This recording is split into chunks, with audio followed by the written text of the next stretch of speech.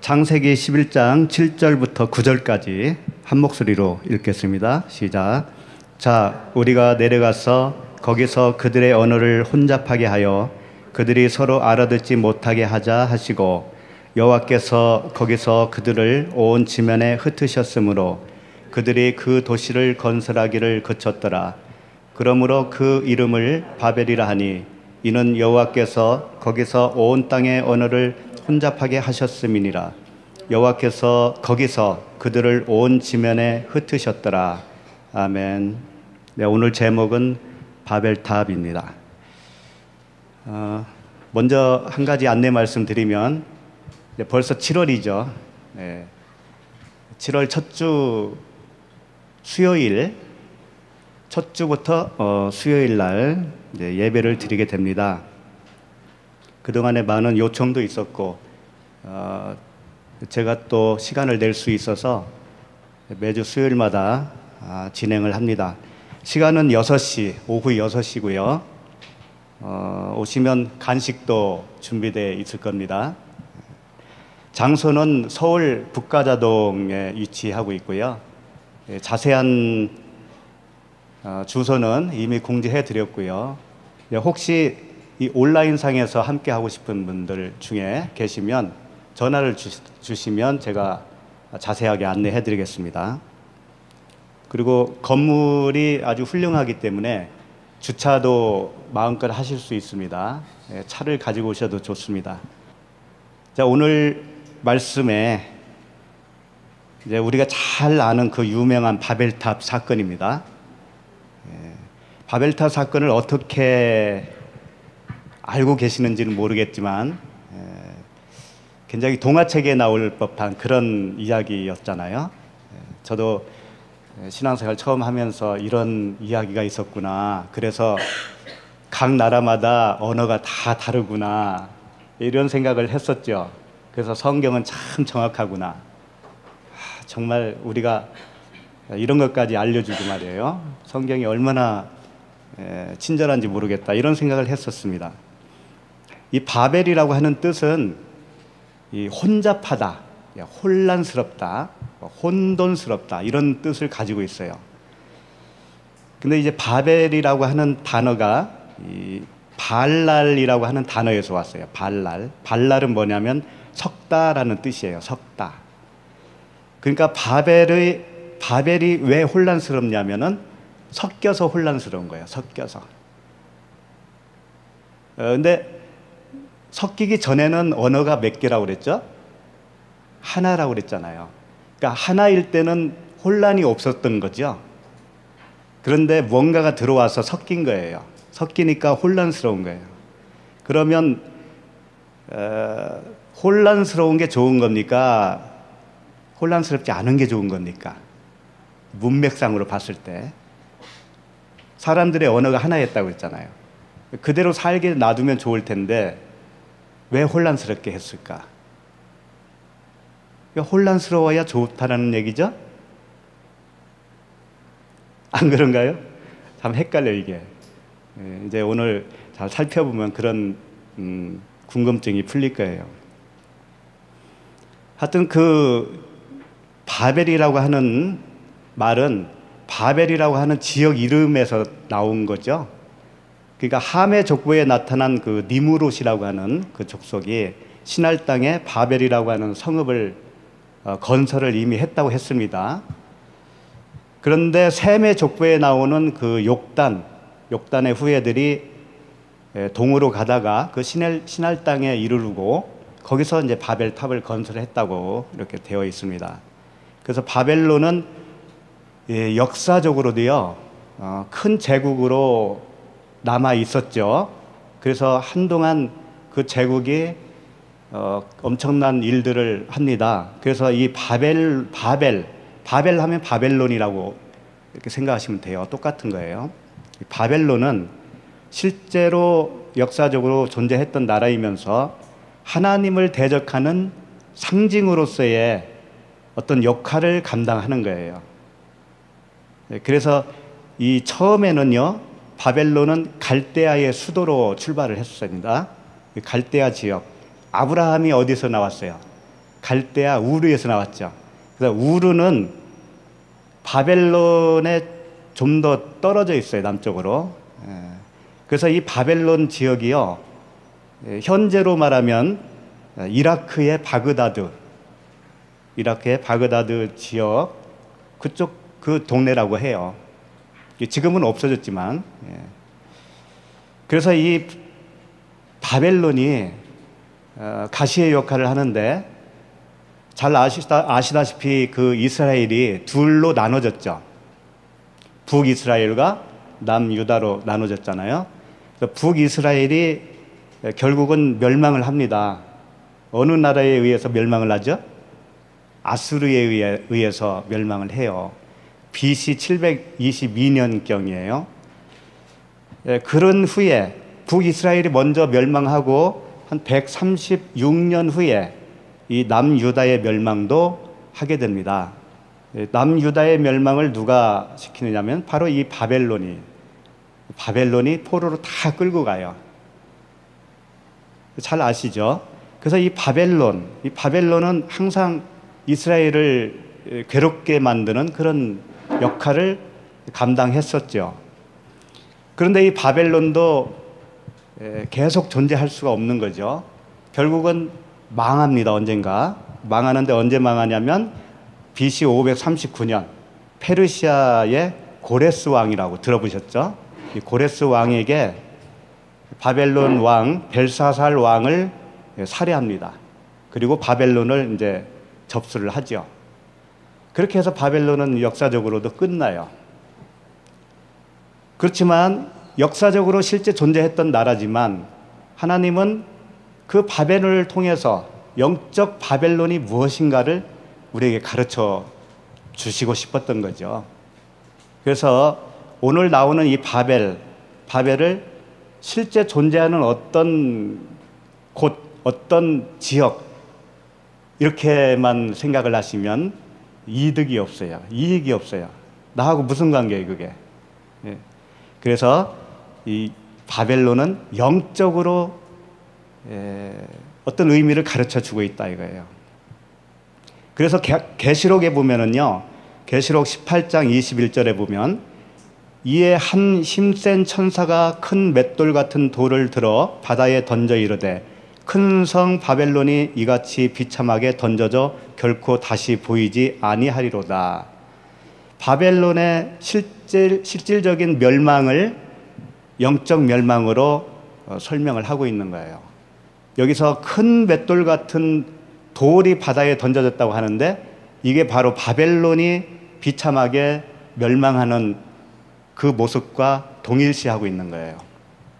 그러니까 언젠가 말씀드렸지만 바벨론은 결국 나라고 하는 존재예요. 나. 옛사람이에요. 옛사람. 율법 아래에 있었던 나. 그게 맷돌입니다.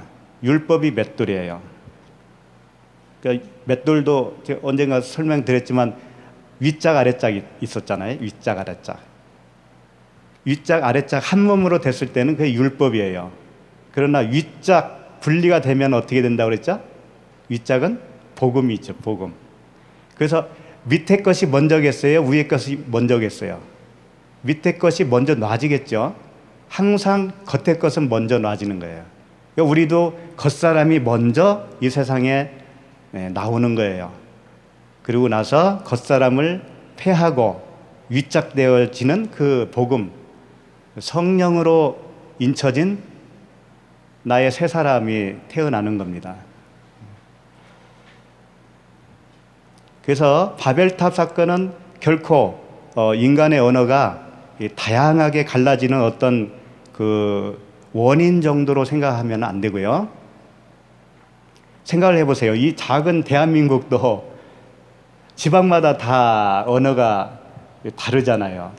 그 사투리가 있잖아요. 특히 저 제주도에 가면 알아듣기 힘든 언어를 쓰고 있잖아요. 며칠 전에 TV에 나오는데 정말 오리지널 그 제주도 말을 쓰는 아주머니가 무슨 말을 하니까 도저히 알아들을 수가 없는 그런 언어였어요. 그러니까 이 언어에 달라지는 그 갈라짐은요, 그냥 자연스럽게 그렇게 일어나는 거예요. 바벨탑은 그런 이야기를 하고자 하는 말씀이 아니다라고 하는 겁니다. 오늘날처럼 언어가 하나인 경우가 어디 있습니까? 소통. 그렇죠? 어느 나라든 번역을 해서라도 무슨 뜻인지 다 알을 수 있는 시대에 와 있어요. 언어의 장벽 때문에 의사소통이 안 되는 경우가 없어요, 이제는. 그러면 하나님이 언어가 하나를 가지고 있다는 것을 그토록 미워한다면 오늘날은 하나님이 몇 번을 내려오셔야 되겠어요. 수도 없이 내려오셔서 박살내도 매일같이 박살내겠죠. 그런 것만 봐도 이게 그런 의미가 아니라는 거죠. 사람이 한 언어를 가지고 있는 것에 대해서 하나님이 그토록 질투하시는가, 그런 말씀도 아니라는 거죠. 그 한 언어는 뭐라고 그랬어요? 사람의 언어라고 그랬죠. 사람의 언어. 하나님의 언어를 가지고 있지 못한 상태에 있는 사람의 언어예요. 그 사람의 언어로 하나가 되어 있다라는 거죠. 그게 하나님이 부숴야 할 대상이 되는 겁니다. 그게 부서져야 돼요. 그리고 하나님의 언어가 들어와야 돼요. 그래서 지난주에도 말씀을 잠깐 드렸지만 이 셈의 두 족보 사이에 끼어 있는 이 바벨탑 사건, 그래서 마치 십자가에 달리신 예수 그리스도 중심으로 해서 양쪽에 두 강도가 있듯이 족보가 첫 번째 족보가 있고 두 번째 족보가 있고 처음에는 똑같습니다. 우편 강도나 좌편 강도나 예수님을 욕했어요. 똑같이. 그런데 갈라지는 거예요. 언제 갈라질까요? 흩으셨을 때, 언어를 흩으셨을 때, 사람의 언어를 흩으셨을 때, 박살냈을 때, 그때 우편 강도가 뭐라는 고백이 나오겠어요?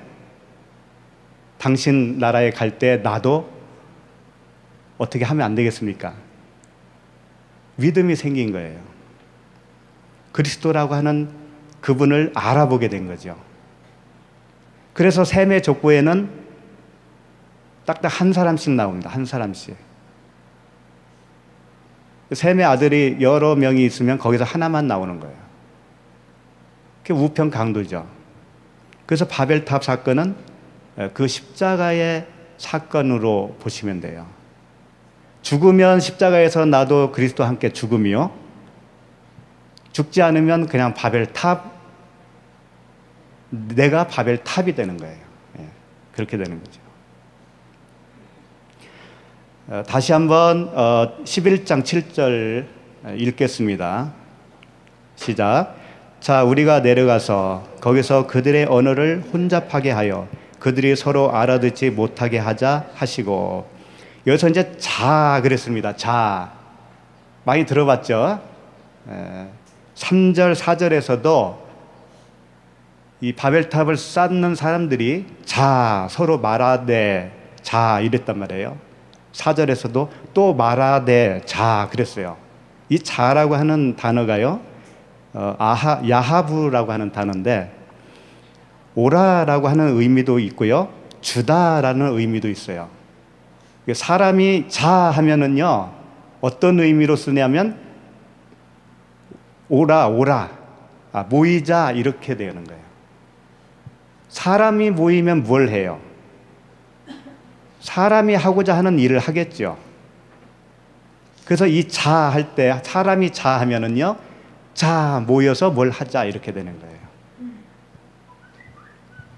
근데 하나님이 자 할 때는요, 의미가 달라져요. 하나님이 자 할 때는 주다, 주자. 하나님이 자 하면은요, 전애들에게 가서 넘겨주자, 주러 가자, 그런 의미예요. 하나님이 자, 이 한마디 속에 복음이 다 들었어요. 넘겨주러 가자 이거예요. 저 바벨탑을 쌓고 있는 저들에게 무엇을 넘겨주러 가자고 하는 걸까요? 지금 언어 이야기니까 하나님의 언어를 주러 가자. 그거 아니겠어요? 그 언어가 무엇이길래?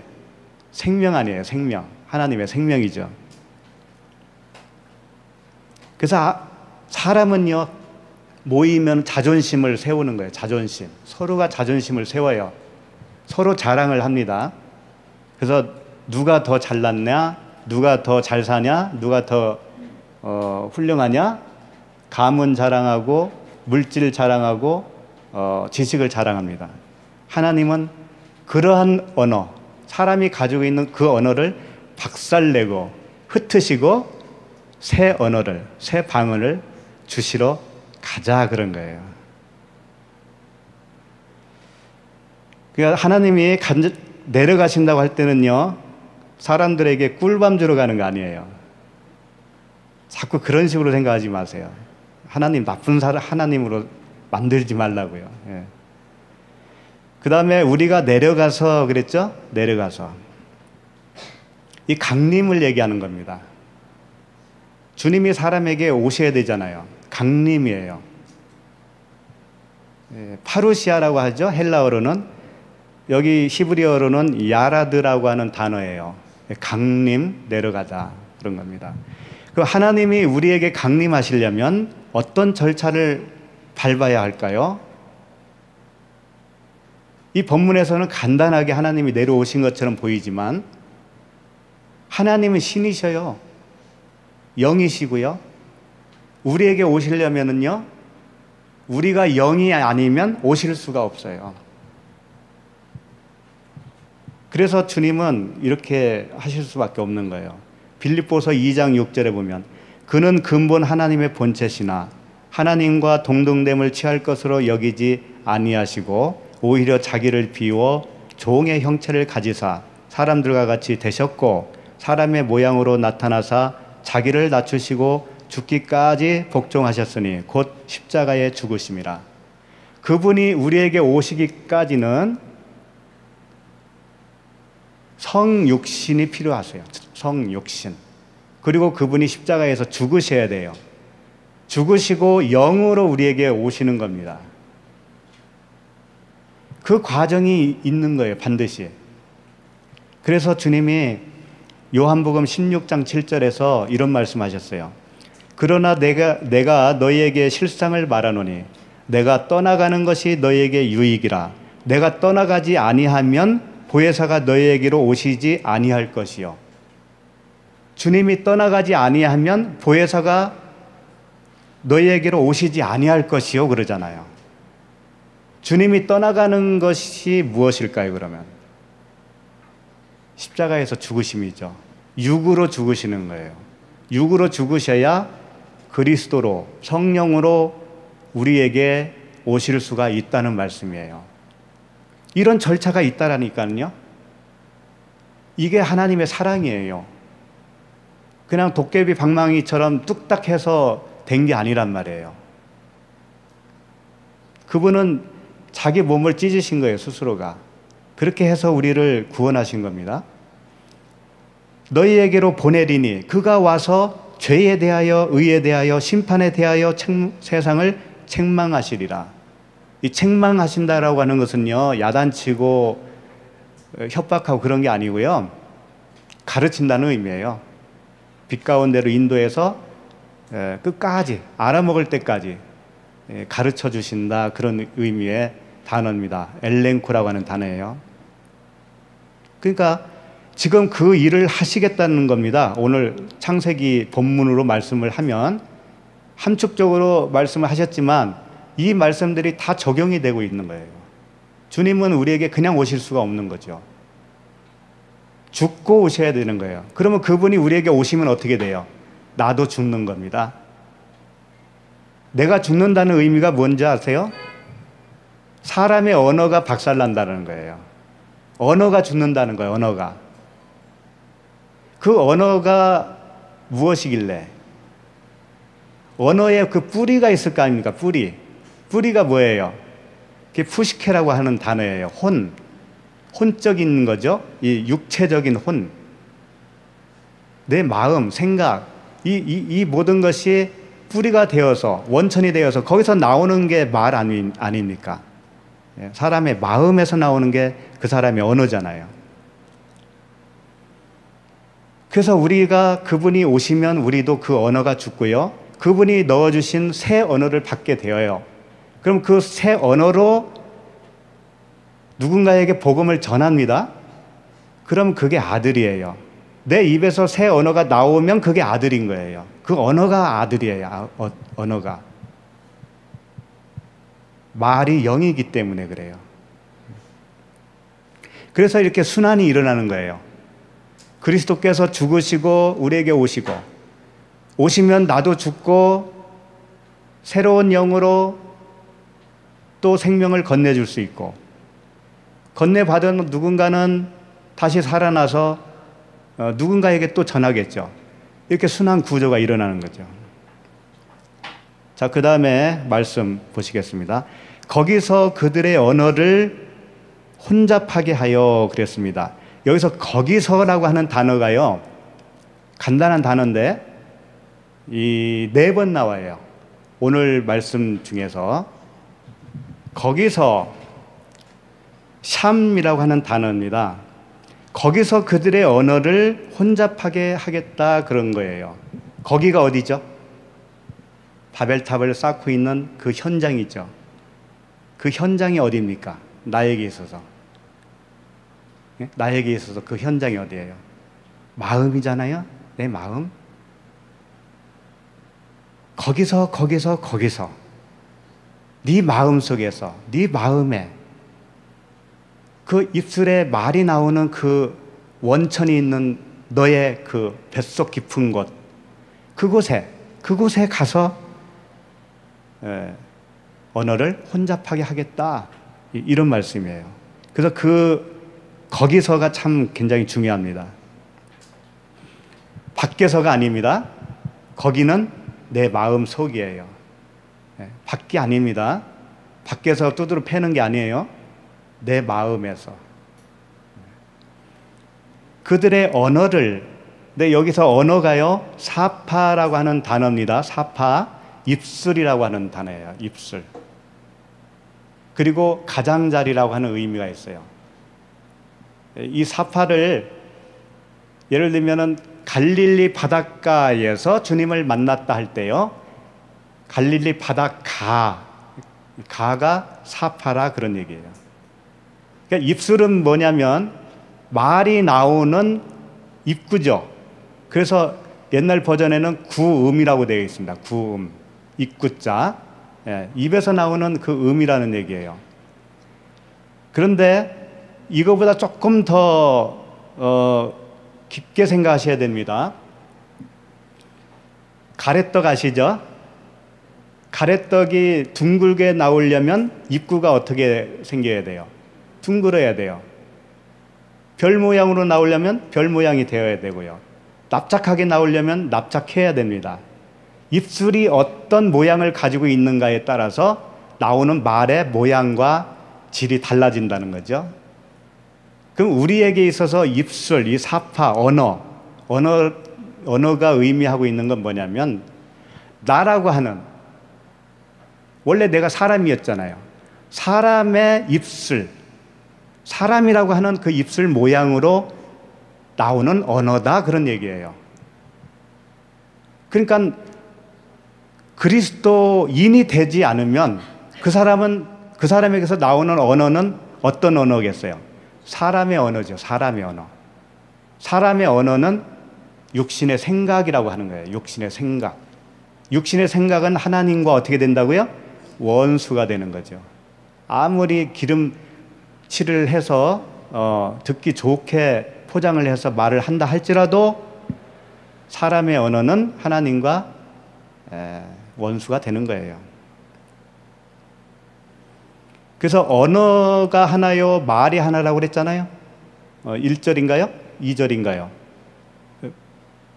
그 언어, 입술, 그 입술에서 나오는 말은 그 결과죠. 결과물이죠. 그 입술의 모양에 따라서 나온 말이 결과물이에요. 하나님이라고 하는 입술에서 나오는 말은 하나님의 말이라는 결과물을 가지고 있어요. 그래서 이 인간의 말은 썩게 만듭니다. 부패하게 만들어요. 하나님 입에서 나오는 말씀은 생명을 주시고 살리게 하는 말씀이에요. 그래서 입술의 말이 얼만큼 중요한가. 이런 찬양이 있잖아요. 나의 입술의 모든 말과 나의 마음의 묵상이 주께 연락되기를 원하네. 생명이 해봅시다. 반석이 되신 주, 나의 입술의 모든 말과 나의 마음의 묵상이 주께 연락되기를 원하네. 네, 주께 연락되는 입술이 되기를 바랍니다. 이제 혼잡하게 하여 그랬습니다. 혼잡하게 하여. 이것은 이제 발랄이라고 하는 뜻인데요. 섞다 그런 뜻입니다. 섞는 거예요. 주님은요, 우리를 살리는 그 과정으로서요, 섞어요. 섞지 않으면 생명이 일어날 수가 없습니다. 어떻게 섞느냐면, 이 사람의 언어를 가지고 있는 그 하나만 가지고 있는 나에게 생명의 언어를 넣어주시는 거예요. 그러면 섞이죠? 섞이면 처음에 어떻게 될까요? 굉장히 혼란스러워요. 엄청 혼란스러워요. 바울이요, 주님을 만나고 나서 3일 동안 식음을 전폐하고 눈도 뜨지 못하고 그리고 누워 있었죠? 그만큼 혼란스러운 거예요. 그런데 그 3일 기간 동안에 나의 언어가 싹 빠지고 나면 어떻게 되겠어요? 그때부터는 하나님의 언어가 나오는 거예요. 새 방언이 나오는 거죠. 처음에는 혼란스럽습니다. 혼잡하게 하여. 레위기 2장 4절을 보시면요, 읽어드리면, 내가 화덕에 구운 것으로 소재의 예물을 드리려거든. 화덕에 구워서 소재의 예물을 드린다는 거예요. 왜 구워야 될까요? 바싹 구워야 돼요. 생선은 구워야 생선이 되잖아요. 날것 먹으면 큰일 나잖아요. 구워야 된다는 거예요. 고운 가루에 기름을 섞어 만든 무교병이나 기름을 바른 무교전병을 드릴 것이요, 이렇게 되어 있어요. 굽는 것도 모자라서 어떻게 해야 되냐면 가루가 되게 해야 돼요. 고운 가루가 되게 해야 돼요. 그 고운 가루에 기름을 섞으라는 거죠. 그 기름이 뭐겠어요? 그게 그리스도, 새 언어예요. 새 언어. 나라고 하는 거친 소리가 있었을 거 아닙니까? 사람의 언어는 다 거친 거예요. 그걸 빻아야 돼요. 구워서 빻아야 돼요. 아주 가루가 되어야 돼요. 가루가 된다는 의미가 십자가에서의 죽음이에요. 내가 그리스도와 함께 십자가에 못 박혔다 그랬잖아요. 그러니까 내가 그리스도와 함께 못 박히려면 고운 가루가 돼야 되죠. 못 박혔다고 하는 사실이 고운 가루가 된 거예요. 그러면 그리스도와 함께 섞여진 거잖아요. 그렇게 섞여지면 그리스도인이 되는 겁니다. 빠지 않고 고운 가루가 되지 않으면 그 기름과 섞여지지가 않아요. 섞여지지가 않기 때문에 한 몸을 이룰 수가 없어요. 그래서 나라고 하는 언어가 박살이 나서 고운 밀가루처럼 이렇게 빠져야 된단 말이에요. 그래야 그리스도라고 하는 성령과 하나가 될 수 있는 거예요. 하나가. 한 몸을 이룰 수가 있는 거예요. 그게 섞다라는 거예요. 나쁜 단어가 아니에요, 결코. 그리고 그들이 서로 알아듣지 못하게 하자라는 말씀을 하셨습니다. 그들이라고 하는 단어는 에노시라고 하는 단어예요. 에노시는 사람을 지칭할 때 쓰는 단어인데 본래 사람 하면 아담을 많이 씁니다. 근데 에노시라고 하는 단어를 쓸 때는요, 죄악된 사람, 죄악에 빠져 있는 그 집단적인 사람을 총칭이에요, 그게. 그러니까 인간의 어떤 그 속성을 가진 그것을 드러낼 때 쓰는 단어라고요. 그러니까 그들이 그 인간의 언어 하나만 가지고 있는 그들이 서로 알아듣지 못하게 하자. 이 서로가 레아라는 단어인데요, 친구, 동료라는 뜻이에요. 서로, 그러니까 친구들과 알아듣지 못하게 하자, 동료들과 알아듣지 못하게 하자. 내 안에 동료가 있을까요, 없을까요? 수도 없이 많은 동료가 있어요. 비진리의 언어가 한 개만 가지고 있는 게 아닙니다. 우리 안에 그게 동료라니까요. 그게 친구예요, 친구. 내 안에 그 비진리의 언어가 다 내 안에서 수많은 친구로 이루어져 있어요. 그래서 주님이 이런 말씀하셨죠. 부모와 아버지, 어머니와 형제와 자매를 떠나지 않으면, 그러죠.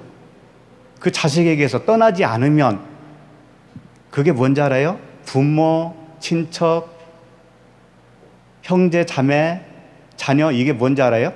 다 나의 옛사람 속에 있는 언어를 얘기하는 거예요. 거기서 떠나야 되는 거예요.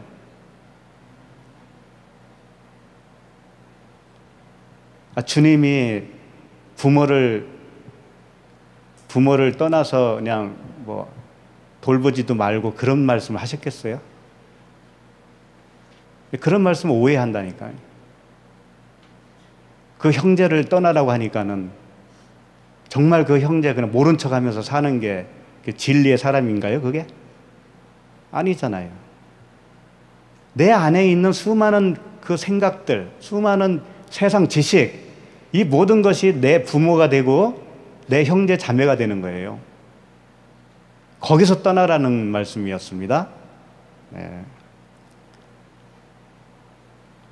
서로 알아듣지 못하게 하자. 알아듣지 못하게 한다는 건 뭐냐면요,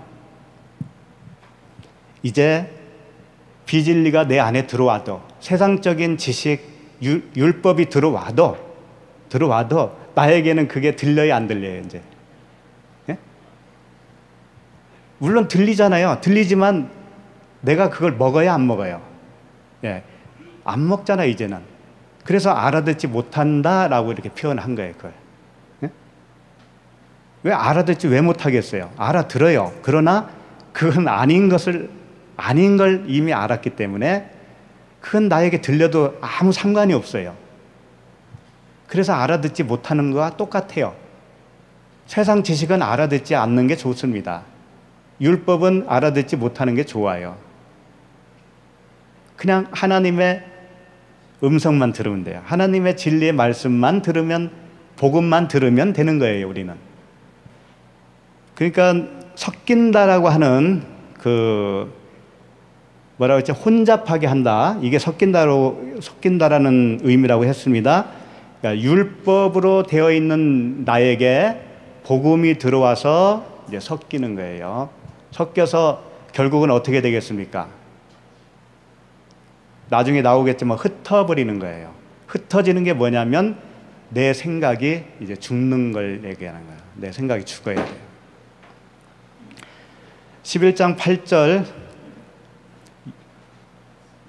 여호와께서 거기서 그들을, 여기서 거기가 또 나와요. 거기서 그들을 온 지면에 흩으셨으므로 그들이 그 도시를 건설하기를 그쳤더라. 예. 거기서 우리 마음에서 마음 성전이 되어야 할 그 자리에 그들을 온 지면에 흩으셨더라. 흩으셨으므로, 이 흩으셨다라는 말씀이 푸츠라는 단어예요. 푸츠. 근데 이게 흩으셔서 뭐 이게 이제 동서남북으로 흩어졌다 이런 의미로 우리는 다가올 수가 있잖아요. 근데 그거보다는 산산조각을 낸다라는 의미가 더 강해요. 산산조각 내는 거예요. 처음에 사람의 언어로 하나가 되어 있었잖아요. 그 사람의 언어를 산산조각 낸다는 의미예요. 무엇이? 하나님이 주신 그 성령의 말씀이, 복음이 산산조각 내는 거예요. 분산시켜 흩어버리는 거예요. 공중에 흩어버리는 거예요. 그냥 티끌을 공중에 뿌리면 바람에 날려서 없어지잖아요. 그와 같이 우리 안에서 비진리의 언어가, 세상 지식이 다 배설물로 여겨지는 거죠. 그 성읍이거든요. 성읍, 이르라고 하는 단어, 성읍. 그러니까 우리가 성전, 마음의 성전이 되어야 할 그 자리예요. 그 자리에 건설하기를. 그러니까 모래 위에 집을 짓는 것은 사람이 짓는 거예요. 모래 위에 집을 짓기를 이제 그쳤더라.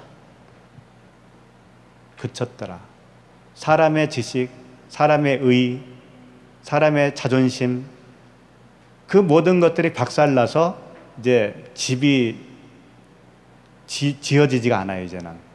그러면 거기 위에 무슨 집을 지어주냐면 반석 위에 지은 집, 성전을 지어주시는 거예요. 그것은 하나님이 지어주십니다. 모래 위에 짓는 집은 사람이 지어요. 바벨탑을 쌓아요. 근데 하나님은 그걸 허무시고 하나님 자신이 직접 오셔서 그 성전을 지어주셔요. 그래서 은혜예요. 그래서 그게 하나님의 사랑이고요. 우리가 할 수 있는 게 없죠. 9절 말씀 같이 읽을까요? 시작. 그러므로 그 이름을 바벨이라 하니 이는 여호와께서 거기서 온 땅의 언어를 혼잡하게 하셨음이니라. 여호와께서 거기서 그들을 온 지면에 흩으셨더라. 그러므로는 정당하다, 그런 의미예요. 그게 사실이기 때문에 이런 의미를 가지고 있습니다. 그게 정당하다 이거예요. 하나님이 그렇게 흩으신 것이 정당하다 이거예요. 그게 사실이다 이거예요. 그렇기 때문에 그 이름을 바벨이라 했다 이거예요. 바벨도요, 좋은 의미예요. 나쁜 게 아니에요. 바벨은 뭐라고 그랬어요? 혼란스럽다, 혼돈, 혼잡, 그런 말씀이잖아요. 근데 처음에는 이 혼란스럽지 않았잖아요. 사람의 언어로 딱 뭉쳐 있었잖아요. 그때는 그 사람 입장에서는 좋았을 거 아니에요. 근데 이제 혼란스럽게 된 거예요. 그 사람을 구원하기 위해서 그렇게 하시는 거예요. 그럼 여기서 완전히 박살나면 그 바벨탑은 십자가가 되는 것이고, 박살나지 않으면 그대로 바벨탑이 되는 거예요. 바벨이라 이름을 짓고 여호와께서 거기가 또 나와요. 거기서 온 땅의 언어를 혼잡하게 하셨음이니라. 여호와께서 거기서 그들을 온 지면에 흩으셨더라. 흩으셨다, 아까 말씀드렸죠? 푸츠, 완전히 박살내는 거예요. 산산조각 내는 겁니다. 그러니까 혼잡하게 해야 돼요. 일단 주님이 우리와 그리스도의 그 언어가 하나가 되기 위해서는 섞어져야 되잖아요. 섞어지고 그 안에서 내 것이 이제 사라지는 겁니다. 그게 구원이에요. 그렇게 해서 바벨탑 사건을 통해서 하나님의 그 창조 사역이 이루어지면 아들이 된 사람들이 있을 거 아니에요. 그게 바로 10절에서부터 시작되는 셈의 족보예요. 새로운 족보예요. 그 한번 볼까요? 11장 10절에 보시면 셈의 족보는 이러하니라. 셈은 백세 곧 홍수 후 2년에 아르박삿을 낳았고, 여기서 아르박삿만 낳은 게 아닙니다. 5명의 아들을 낳거든요. 근데 여기서 대표로 아르박삿만 낳은 걸로 나오지요. 아르박삿만 그리스도의 족보에 들어간 거예요. 나머지 4명은 탈락이죠. 네. 아르박삿은 35세를 셀라를 낳고 셀라를 낳은 후에 403년을 지내며 자녀를 낳았으며, 셀라는 30세에 에벨을 낳았고, 에벨을 낳은 후에 403년을 지내며 자녀를 낳았으며, 에벨은 34세에 벨렉을 낳았고, 이렇게 되어 있는데 벨렉만 낳은 게 아닙니다. 여기서 누구를 낳았어요? 그 바벨탑을 쌓았던 누구죠? 그 장본인들. 10장 25절에 보시면은요, 에벨은 두 아들을 낳고 하나의 이름을 벨렉이라 하였으며, 그 다음에 벨렉의 아우의 이름은 욕단이며, 이 욕단. 근데 욕단 이름이 이제 빠졌잖아요, 여기서는. 예? 하나님께 시큰 욕 먹고 빠졌잖아요. 그런 거예요. 그러니까 십자가에서 초전박살 나고 사람의 언어가 다 흩어짐을 당하고 그리스도의 언어만 담고 있으면 그게 곧 하나님의 아들이에요. 그래서 오늘 말씀은요, 결론적으로 보면 사람의 언어와 하나님의 언어의 싸움이에요. 사람의 언어냐 하나님의 언어냐, 요 싸움이에요. 요게 계시록의 싸움이고 성경 전체의 싸움이에요. 그래서 사람의 언어와 하나님의 언어를 대조해서 설명하는 성경 구절이 참 많은데 한 두 군데만 살펴보고 마치려고 합니다. 고린도전서 13장 1절, 너무 잘 아시는 말씀이니까 안 찾아도 될 거예요. 내가 사람의 방언과 천사의 말을 할지라도, 여기서 벌써 사람의 말이라고 그러죠. 사람의 방언이라고 그러죠.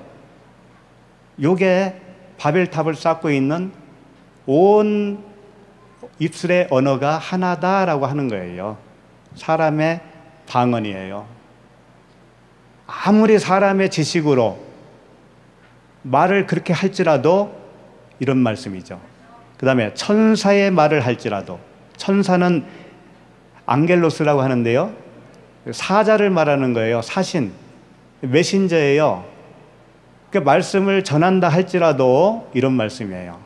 말씀을 전한다 할지라도 뭐라고요? 사랑이 없으면, 그죠? 사랑이 없으면 소리나는 구리와 울리는 꽹과리가 되고, 이 사랑, 아가페, 히브리어로는 아하바라고 그래요. 아하바. 이 사랑이 무엇길래 그렇게 복음을 전한다고 해도 그 사람 속에 사랑이 없으면 울리는 꽹과리와 같다라는 거죠. 이 사랑이 뭐예요 도대체? 하나님은 사랑이시니라 그랬죠. 하나님의 사랑인데 그래도 사랑이라고 하는 의미가 있을 텐데 말이에요. 하나님은 그 사랑을 우리에게 표현해 주기 위해서 어떻게 확증을 하셨다고 그러죠? 십자가의 죽으심으로. 그러니까 아가페는요, 십자가의 죽음 사랑을 말씀하고 있어요. 십자가의 죽음 사랑을 나에게 적용하면 어떻게 되냐면 십자가에서 내가 죽었다는 의미죠. 어떤 것이 죽는 거죠? 사람의 언어, 사람의 입술, 입술의 말, 그것이 다 죽었다라는 거예요. 죽고 그리스도의 언어를 가진 것이 뭐예요? 그게 사랑이라는 거예요. 그러니까 사람 냄새가 나잖아요. 그 입에서 나오는 언어가, 그럼 죽지 않은 거예요. 이렇게 되기를 소망합니까? 네. 감사합니다. 그리스도의 언어를 담고 있는 상태가 사랑을 가지고 있는 상태.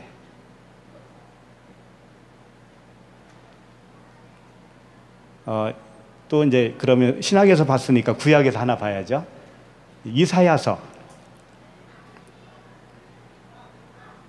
66장입니다. 이사야서 66장 첫 절부터 보겠습니다. 성경이 몇 권으로 돼 있죠? 66권. 이사야는 몇 장으로 돼 있을까요? 66장.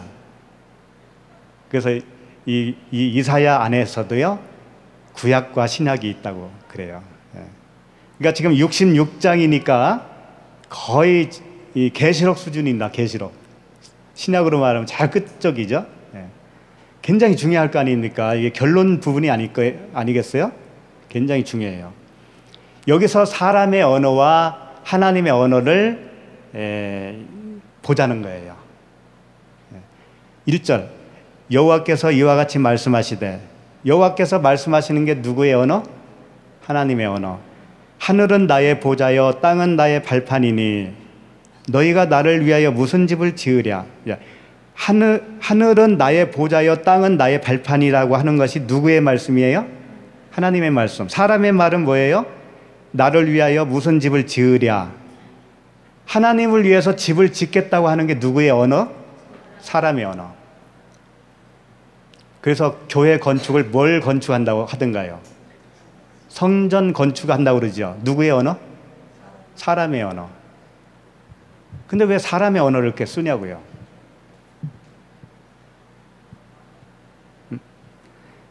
그 다음에 2절 나 여호와가 말하노라 내 손이 이 모든 것을 지었으므로 그들이 생겼느니라. 자, 하나님의 말씀이에요. 이 모든 것을 지었대요. 그래서 생겨났다라는 거예요. 율법은 누가 지었을까요? 우리의 겉사람 누가 지었을까요? 네, 하나님이 지은 것은 다 선하다고 그랬습니다. 토부, 좋아. 보시기에 다 좋은 거예요. 나쁜 게 하나도 없다니까요. 그분이 지은 것은. 근데 다만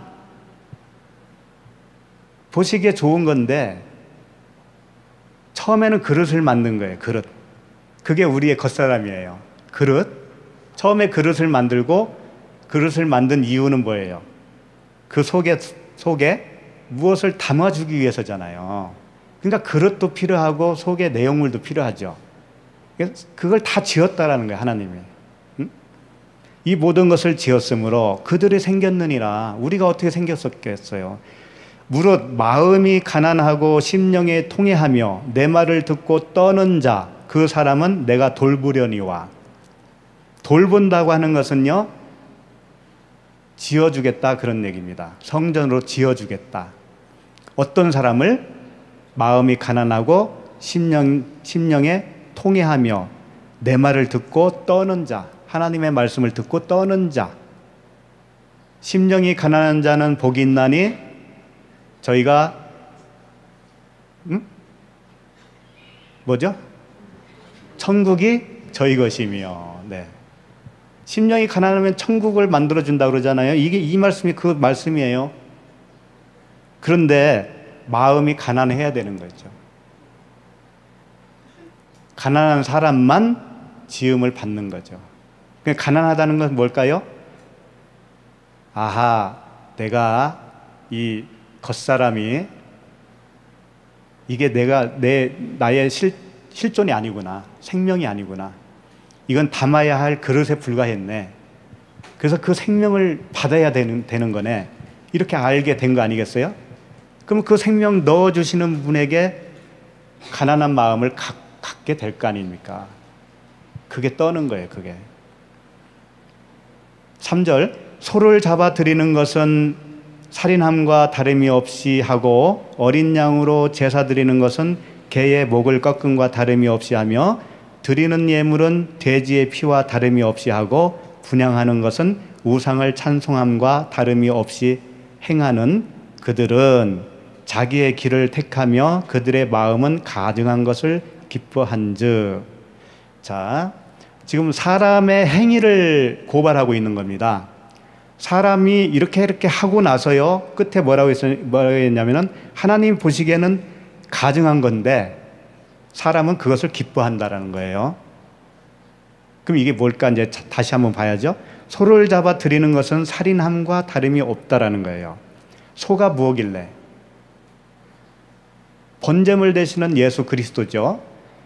그 예수 그리스도를 드리면서, 서로 드리면서, 드리는 장본인이 그 의미를 모르면 어떻게 될까요? 그게 살인하는 것과 같다, 그런 얘기예요. 그 다음에 어린 양으로 제사 드리는 것, 그들이 양을 잡아서 숱하게 제사를 드렸잖아요. 드렸는데 그 의미를 모르면 어떻게 되냐면 개의 목을 꺾은 것 같다 그랬는데, 개의 목을 꺾는다, 돼지의 피로 제사 드린다, 이런 것들이 뭐냐면요, 그 당시 이방인들이 드리는 제사였어요. 이방인들은 돼지 가지고도 제사를 드렸어요. 근데 이 이스라엘 백성들은 그렇게 안 하잖아요. 돼지는 부정한 동물이니까. 그런데 이들이 돼지의 피와 다름없다라는 거예요. 그 양으로 드리는 제사, 그 의미를 모를 때 개의 목을 꺾은 것과 다름이 없다. 드리는 예물은 돼지의 피와 다름이 없다. 그들이 분향하는 것은 이방인들이 우상 앞에서 찬송하는 것과 같다라고 하는 겁니다. 그리고 나서 그들이 기뻐한다는 거예요. 그것을. 이게 오늘날로 적용을 하면 어떻게 되겠어요? 그 하나님의 마음을 전혀 알지 못하고 그 생명을 넘겨받아야 내가 그리스도인이 된다라는 사실을 모르고, 그리스도와 함께 십자가에 죽어야 된다는 사실을 모르고, 나의 그 언어가 죽어야 된다는 그 사실을 모른 채 하나님을 분향하잖아요. 하나님을 섬기잖아요. 그러면 그게 우상이고 그게 가증한 것이라는 거예요. 하나님은 그렇게 가증하게 봐요. 4절, 나 또한 유혹을 그들에게 택하여 주며 그들이 무서워하는 것을 그들에게 임하게 하리니, 이것은 그들이 생각하는 대로 해주겠다, 그런 말씀이에요. 그래서 기도의 응답도 해주시는 겁니다. 기도의 응답도 해줘요. 육적인 기도의 응답. 철야 40일 하잖아요. 그러면 무엇인가 응답을 해준다니까. 그거 먹고 떨어지라고. 그거 먹고 떨어지는 거예요. 하나님의 언어는 받을 수가 없어요. 그런 사람은. 그래서 기뻐해요. 그거 가지고. 그래서 육적인 문제를 해결하려고 하나님께 덤비는 겁니다. 그렇게 안 해도요, 육적인 문제 그분이 알아서 해줍니다. 내일 아침에 해 뜰 걸 내가 기도해서 떴나요? 아니면 그냥 떴나요? 한번 실험을 해보시죠. 오늘부터 기도를 다 멈추세요. 네? 멈추시고 잘 살아가는지 한번 보시라고요. 새끼 밥 먹을 수 있게 해주시는지, 기도해야 먹여주는지 기도 안 해도 먹여주는지 한번 보시라고요. 착각하기 쉬운 게 뭔지 아세요? 내가 기도했기 때문에 이루어진 걸로 착각을 합니다. 내가 누구한테 안수받아서 일이 잘 된 걸로 착각을 하는 거예요. 그게 누구의 언어라고요? 사람의 언어, 사람의 생각이에요. 하나님은요, 우리에게요, 악인과 서인에게 햇빛과 비를 주시는 분이에요. 구하라는 것만 구해야지. 그게 사람이에요. 그게. 그 생각이 죽어야 된다니까요.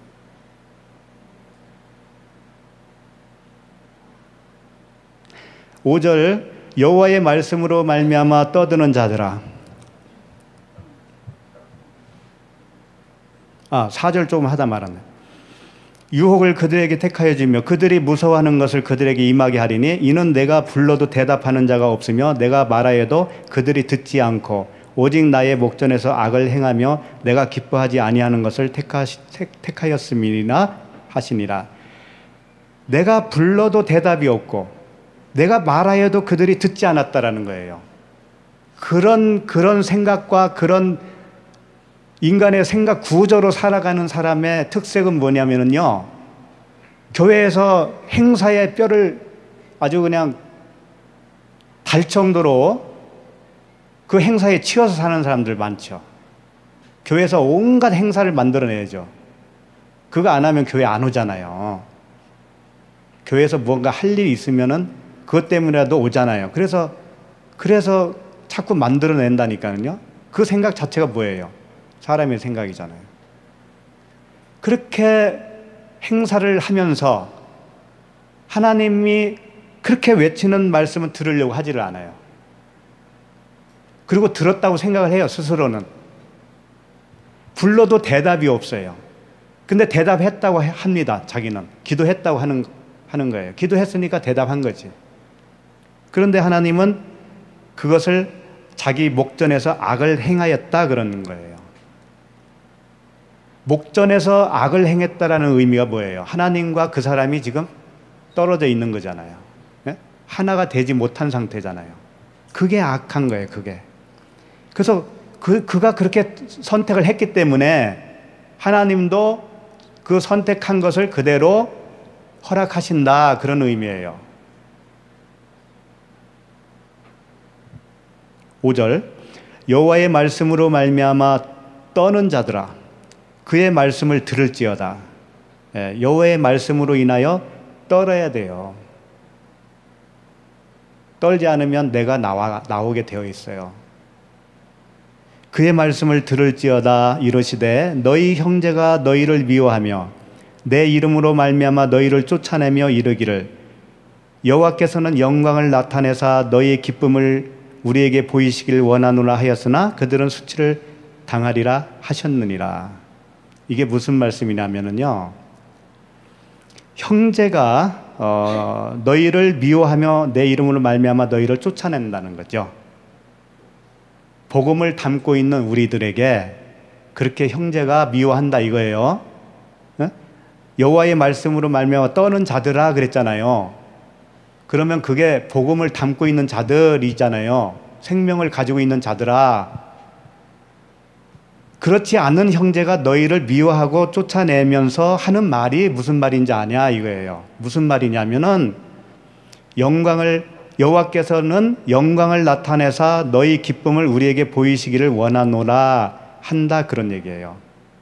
그러니까 아까 비유로 설명했죠. 행사를 만들어내고 열심히 하는 그 모든 것들을 여호와께서 기뻐하시는 거야 라고 말한다 이거예요. 양을 잡아서 소를 잡아서 그렇게 매일같이 제사를 드리고 이게 하나님이 기뻐하는 거야 이렇게 주장을 한다라는 거예요. 그들이. 그런데 뭐래요? 끝에 가서 그들은 수치를 당한대요. 그러니까 하나님을 몰라도 너무 모르는 거죠. 하나님은 그렇게 영광 받으시는 분으로 여기고 사는 자들이 대부분 아닙니까? 율법의 행위로서. 그런 자는 결국은 수치를 당하게 된다 그런 얘기예요. 수치를 당하게 되는 거예요. 수치를 당하면 어떻게 되는 거예요? 그 나라에 못 가는 거 아닙니까? 6절 떠드는 소리가 성읍에서부터 들려오며 목소리가 성전에서부터 들리니 이는 여호와께서 그의 원수에게 보응하시는 목소리로다. 자, 원수를 보응하시는 목소리. 그러니까 율법 아래에 있는 그 자를 보응하는 목소리가 어디에서 들린다고 되어 있죠? 성읍에서부터 들려온다고 그러죠? 목소리가 성전에서부터 들린다고 그러죠? 이게 어딜까요? 마음에서 들린다 이거예요. 귀로 음성 들으려고 하지 마세요. 제발. 마음에서 그 하나님의 소리가 들린다니까요. 마음에서. 아까 봤지만 그곳 성전이 지어지는 그곳 마음, 성전 그곳에서 들린다라는 거예요. 왜? 내 목소리가 원래 거기에 있었거든. 그 자리에 있었거든요. 그러니까 주님이 이런 말씀 하셨어요. 귀신 들린 자, 그 귀신 들린 자보다도 세력이 센 자가 들어가야 쫓아내고 결박하고 쫓아내고 세간을 늑탈할 수 있다고 그랬잖아요. 그러니까 그 들어갈 수 있는 그 세간을 빼내려고 하는 그곳, 원수가 차지하고 있는 그곳, 그게 성전 아닙니까? 거기서 여호와의 음성이 들린다라는 거예요. 그래서 언어를 바꿔주는 겁니다. 언어. 그래서 사람의 언어를 보고 그 상태를 알 수 있는 거예요. 자, 여기까지 이사야서 보셨습니다. 그러니까 이제 사람의 언어가 뭐고 하나님의 언어가 뭔지 아셨을 거예요. 비교하면서 봤으니까. 나는 어디에 있는가? 항상 그 점검을 해보시기 바랍니다. 정리를 할게요. 바벨은 그 사람이 그 육신의 자존심으로 세운 탑이에요. 사람의 언어로 세운 탑이죠. 그러나 하나님의 언어가 성령으로 우리에게 들어오시면 육신의 생각, 율법주의, 세상 지식 그런 걸로 형제 자매가 되어 있잖아요, 내 안에. 그게 박살나는 거예요. 박살나면 그것은 십자가예요. 십자가에서 내가 죽었다 이렇게 표현하는 거예요. 그리고 우리가 부활한 그 무덤이 되는 거예요. 거기서 우리가 부활하잖아요. 그래서 우리가 오늘 말씀과 같이 말씀을 듣는 우리 모두에게 사람의 언어가 다 사라지게 되기를 바라고요. 주께 주님께 연락되는 복된 입술이 되기를 바랍니다. 기도하겠습니다. 하나님 아버지, 오늘도 바벨탑 사건을 통하여 복음을 말씀해 주시니 감사합니다. 우리의 겉사람, 우리의 그 육신의 생각이 고운 밀가루와 같이 잘게 갈아지게 하시고 영원한 생명이신 그리스도의 입술로 살아가는 복된 우리 모두가 될 수 있도록 도와주시옵소서. 예수 그리스도 이름으로 기도합니다.